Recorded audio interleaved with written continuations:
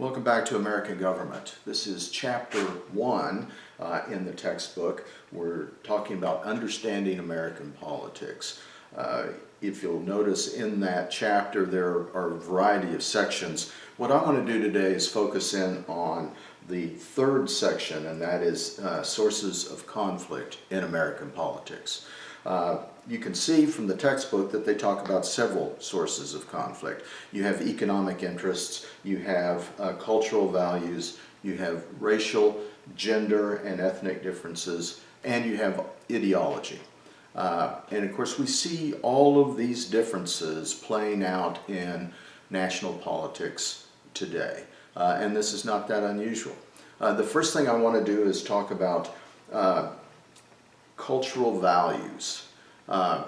George Washington, the first president of the United States under our current governing document, the Constitution, when he left office after 8 years, felt an obligation to explain to the people of the United States why he was not seeking a third term.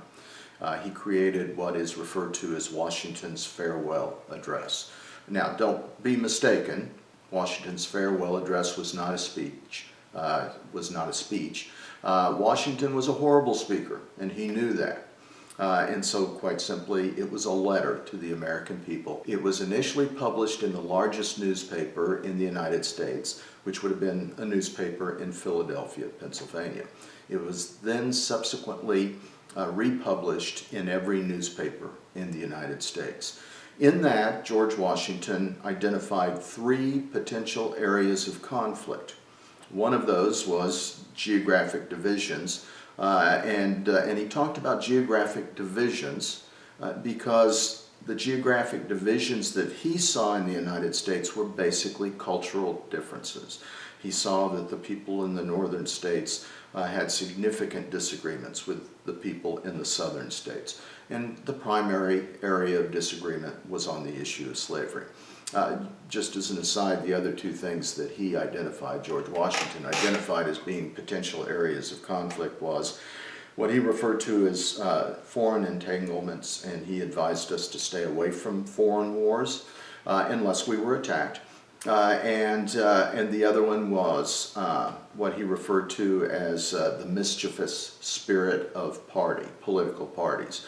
He saw, even in the early days of the United States of America, that political parties were causing division.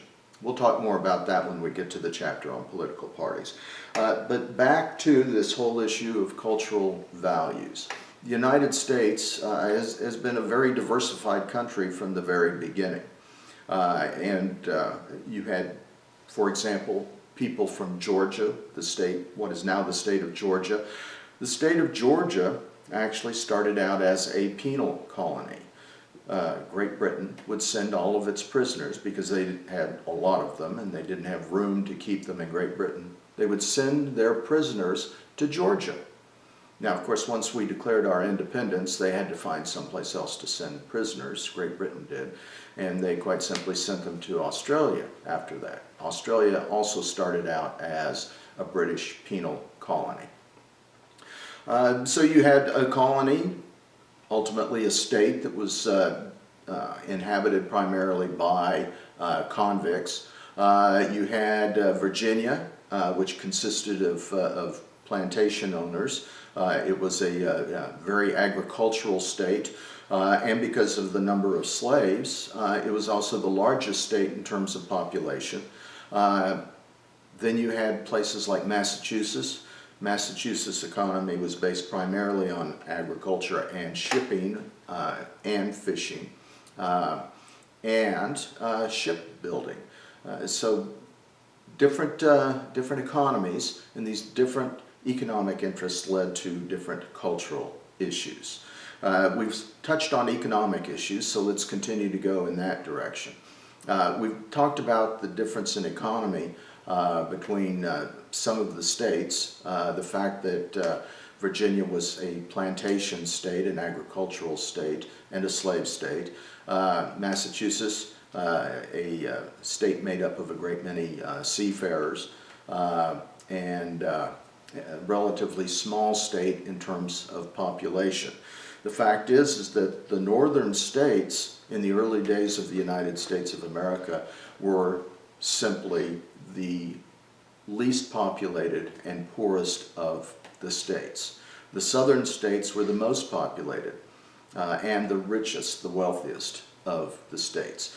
This caused significant economic differences, and these played out over the course of the next close to 100 years leading up to the United States Civil War, what we call the American Civil War.